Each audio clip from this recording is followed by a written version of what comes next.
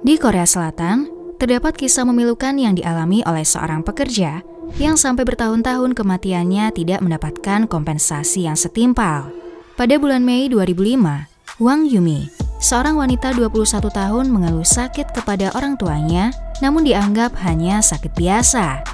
Hari demi hari, ia semakin merasa kesakitan sampai harus dirawat di rumah sakit. Hasil medis menunjukkan Yumi mengidap kanker darah atau leukemia. Menurut penuturan dokter, penyakit Yumi jarang ditemui pada wanita berusia yang masih terbilang belia. Biasanya leukemia seperti yang dialami Yumi itu ditemukan pada pria berusia 65 tahun ke atas. Setelah 2 tahun menderita kanker, Yumi akhirnya meninggal dunia pada tahun 2007. Dan orang tuanya perlahan mengetahui latar belakang Yumi bisa mengidap kanker. Yumi bekerja di Samsung pada tahun 2002. Terpaksa mundur dari sekolah karena ingin membantu ayahnya membiayai keluarga.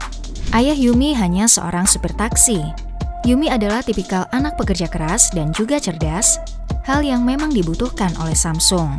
Yumi bekerja di pabrik semikonduktor Samsung. Setiap hari, ia harus berkutat dengan bahan-bahan kimia berbahaya.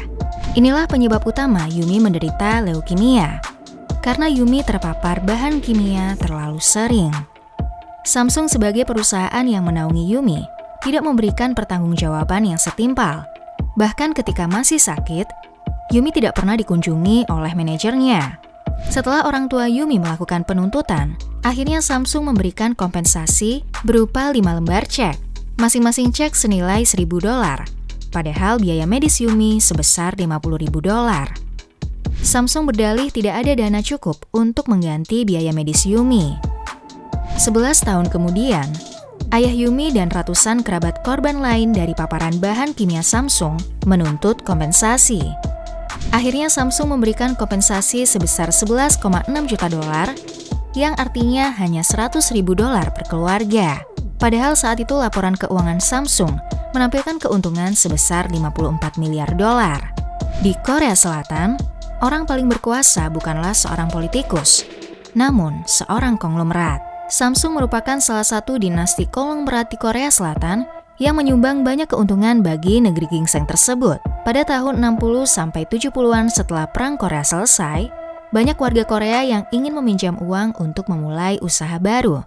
Kemudian pemerintah membantu mencari dana pinjaman untuk mendukung bisnis lokal. Pemerintah kemudian mencari keuntungan dari hal tersebut. Hanya beberapa industri yang dapat berhasil sukses karena mendapat restu dari pemerintah Korea. Pemerintah membuat suatu industri dapat melakukan monopoli. Contohnya di industri otomotif dikuasai oleh Hyundai, industri elektronik dikuasai Samsung dan LG, industri telekomunikasi dikuasai SK. Berkat peraturan tersebut, istilah chaebol muncul. Chaebol adalah penerus dan pewaris dinasti suatu konglomerat di Korea. Keluarga konglomerat yang memiliki perusahaan akan secara langsung mengendalikan seluruh kesuksesan ekonomi di Korea. Tahun ini, 10 besar chaebol Korea memiliki aset hampir sepertiga dari bisnis Korea. Bahkan setengah dari seluruh saham Korea dimiliki oleh chaebol. Tahun demi tahun, posisi chaebol semakin kuat. Mereka bahkan bisa mendapatkan apapun yang mereka inginkan.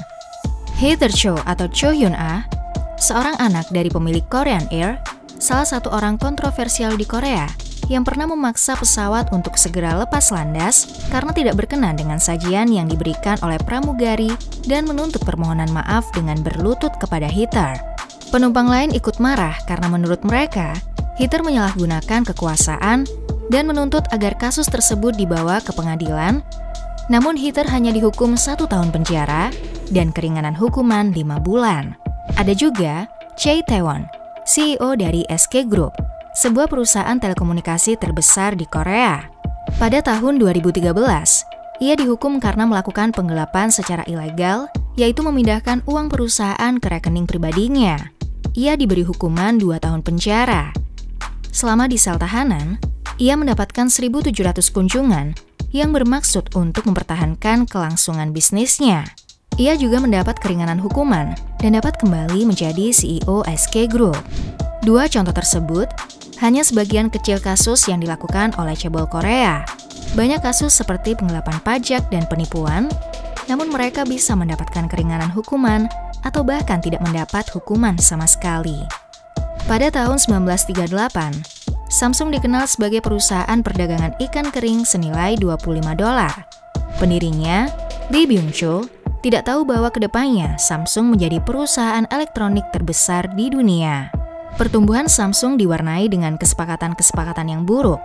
Salah satunya adalah anak-anak Byung-chul ditangkap karena menyelundupkan 50 ton sakarin ke Korea Selatan pada 1960. Satu dekade berikutnya, Lee Kun-hee ditangkap karena menyuap mantan presiden dan hakim untuk melakukan keinginannya. Ia dihukum 2 tahun dan diampuni oleh presiden saat itu. Presiden Park Geun-hye pada tahun 2016 tersandung skandal dengan Samsung. Lee Jae-yong sebagai penerus Samsung menyuap teman dekat presiden agar keluarganya dapat memiliki kendali penuh dari perusahaan. Setelah terekspos, Lee Jae-yong dijatuhi hukuman 2 tahun penjara, namun sama seperti sebelumnya, ia mendapatkan keringanan hukuman dan Presiden Park Geun-hye harus mengundurkan diri. Lee Jae-yong adalah pewaris tahta Samsung yang setelah keluar dari hukuman sebelumnya, ia ditangkap lagi karena penggunaan narkoba. Kasus-kasus yang menjerat anggota dinasti Samsung nyatanya tidak dapat menghancurkan Samsung itu sendiri. Saat ini, Samsung masih menjadi salah satu perusahaan terbesar di dunia.